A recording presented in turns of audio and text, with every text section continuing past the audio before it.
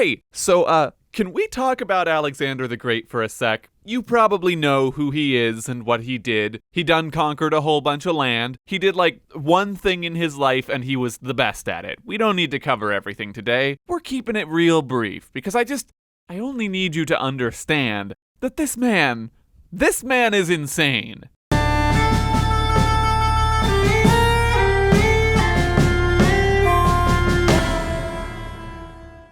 You see, from a very early age, Alexander's parents fed him with expectations that were less than realistic. His dad had just conquered most of Greece, and Alex told him, "All I want is to be cool like you, but you already took everything for yourself. There's nothing left for me to conquer." "Well, son, why don't you go off and go a-conquerin' Persia?"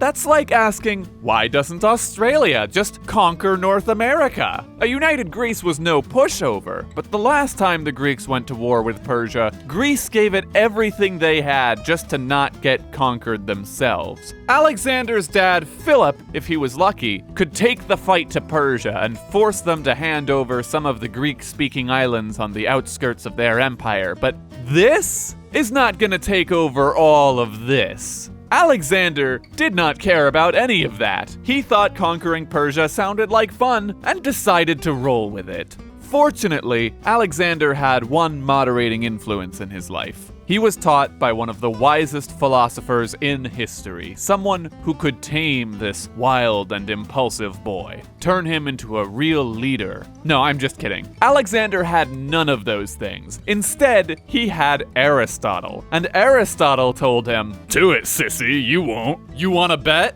The Persians are a bunch of dogs anyway.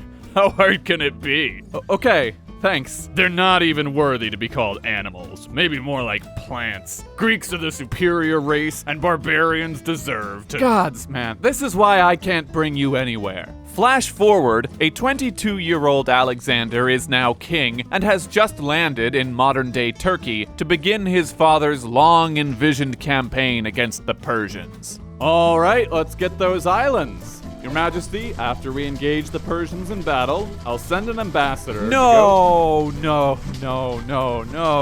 Coenius, that's lame. No, I'm just gonna conquer all of it. Respectfully, Your Majesty, that's not how diplomacy works. That's not how armies work. That's not how any of this works. But how on earth are we supposed to conquer all of Persia with fewer men and no legitimate claim to sovereignty? By going east. This should not have worked. That's not how wars work. With few exceptions, you don't just knock on the door on one side of a country, march on over to the other side, and own everything in between by the time you're done. Only Alexander could get away with this kind of thing because he was so good at tactics on the battlefield. Go east was the only strategy he needed. Only Alexander could get away with ideas like, "Sir, we can't get this knot untied." Problem solved. "Sir, their forces are fortified on an island. What if we made it not an island?" "Sir, the enemy's entire army is attacking us from behind. We've been outflanked, outmaneuvered, and outmanned. How do we win?" Easy.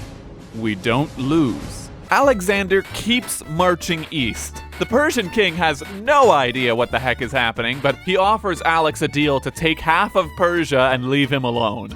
But deals aren't fun. You know what's fun? Fighting in bloody combat. Sadly for Alexander, he never got to fight the Persian king mano a mano because the Persian king was overthrown by some generals of his who were very angry at how much he was losing. But Alex did go east and fight them instead. So now, Alexander has a whole new empire to take care of. If he wanted to hold it together, he had to be the right kind of king for every different culture. Build cities, reward his generals, manage rivalries in court, protect his infant son until he came of age, forge new alliances, cast a new mold for the structure of government, put down the rebellions that were already forming. And you know what he did? We're going east! There's stuff over there, and I want it. And still, Alexander cannot lose a battle. The only army that was able to stop him from marching east until he crashed into the rising sun was his own. His own men were so tired of winning, they threw down their weapons and demanded to turn around. Alex, we've done nothing but go east for 10 years. Can we please turn around? Okay. If we lose, we can turn around. We're not going to lose! I don't know how. I don't know why. Everyone else plays by the rules, and you do whatever the hell it is you do, but we don't. We never lose. Which is why if we don't turn around right now, we are never going to see our families again. Don't you see? This is about something bigger than you and me.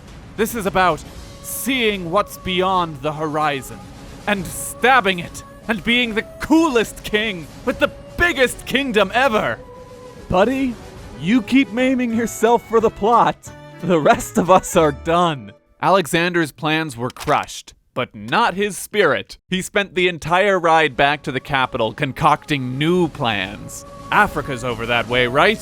What if we built 1,000 ships and we sailed around the coast of Africa and conquered all of it? How cool would that be? And you know, he'd probably do it too, were it not for the fact that he died at only age 32. Some god in Olympus probably realized they'd sent Alexander down to Earth with cheat mode still activated, so they pulled the plug before he could conquer an entire continent. And as if it had been decreed by fate that no one else was allowed to have an empire as big and as cool as Alexander's, the whole thing immediately collapsed into a handful of dysfunctional kingdoms that spent the next few hundred years tearing themselves apart.